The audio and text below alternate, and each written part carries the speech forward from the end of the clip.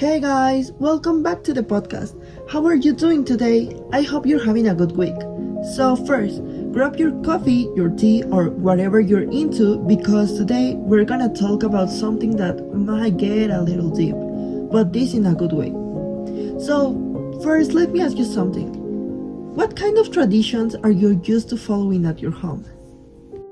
A tradition that I follow is called calenda from Oaxaca, and it's when you walk from the church to the place that it's gonna be the event. But in that walking, you are dancing and listening to music and drinking mezcal.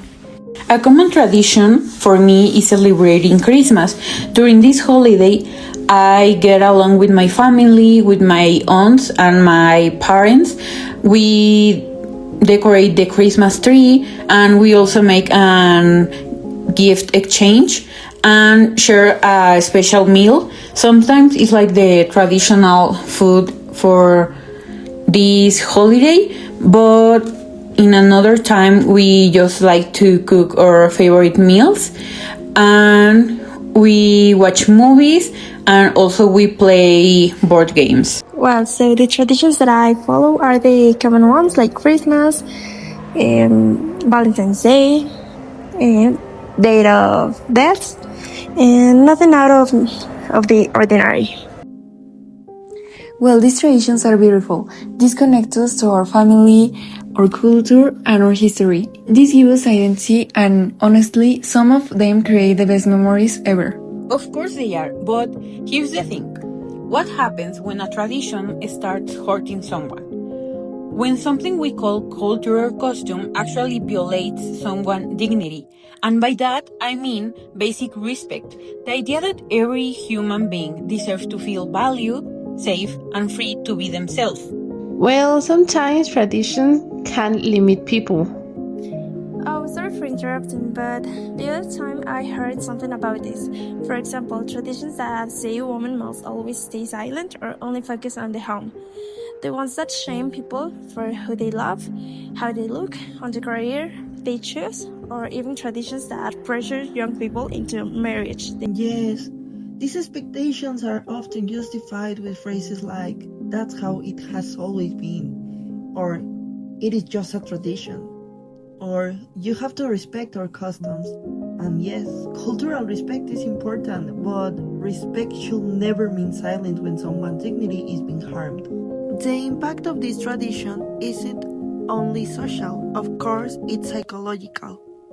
I've heard about the organization. The name is the World Healthy Organization. That explained that exposure to cleanse, violence, or lose to autonomy is significant.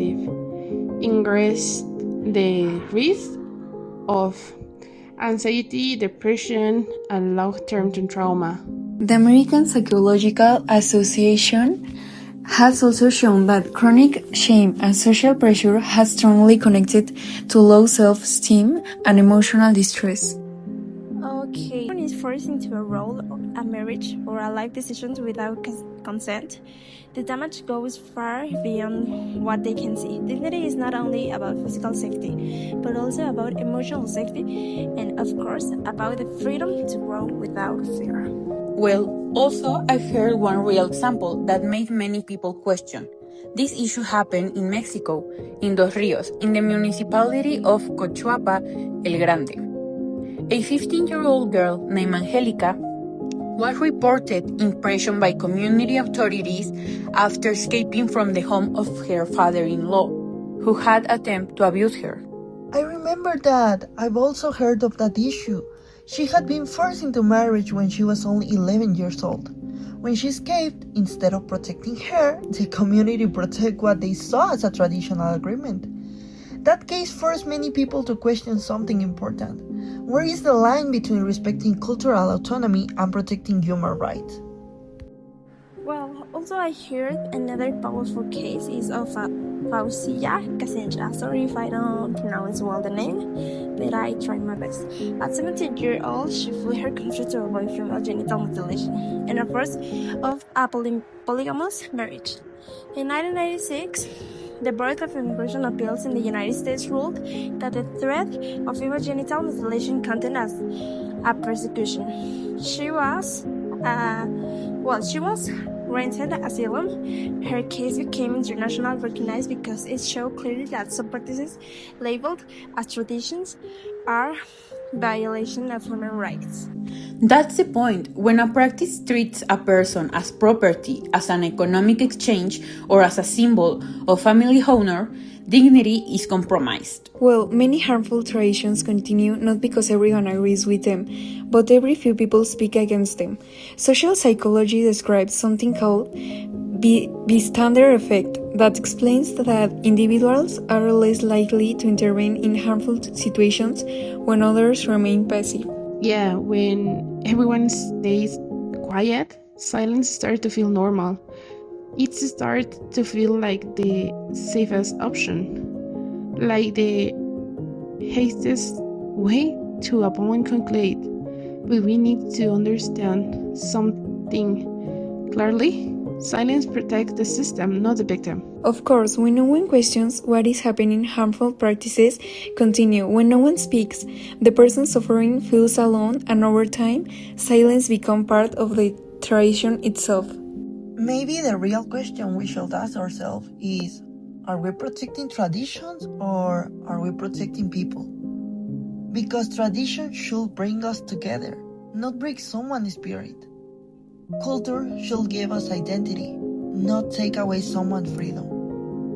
And if you have experienced something like this, or if you know someone who has, we want to hear from you. We're starting a campaign to understand the roots of these situations, to ask why they continue, why people stay silent, and how we can begin to change that. Many people who go through similar experience remain quiet, not because they agree, but because they feel alone, afraid, or unheard.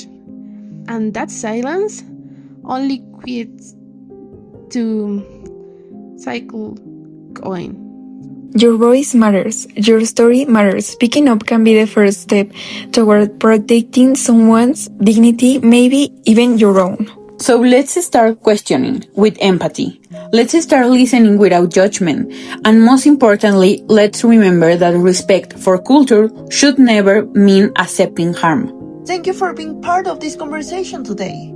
If this episode made you think, share it, talk about it, speak up, and keep the dialogue alive.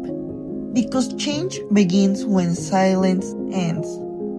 If you have someone, or if that someone is you, we invite you to speak louder, contact with us, or search in the pages X for the woman that suffers some horrible cases that violates her human rights, or CPAD for all the public.